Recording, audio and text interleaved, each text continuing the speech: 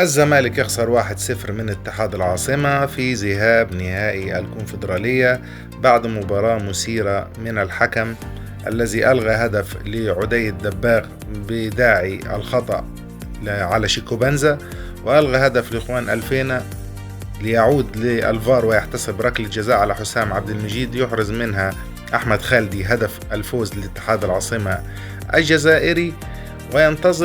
وينتظر الزمالك ريمونتادا يوم 16 مايو يوم السبت الساعة 9 مساء أمام اتحاد العاصمة.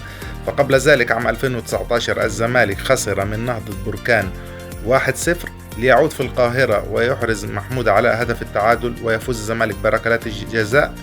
وفي 2024 يخسر الزمالك في مباراة الذهاب أمام نهضة بركان أيضا في النهائي 2-1 ليعود في القاهرة ويفوز 1-0 ويحرز اللقب.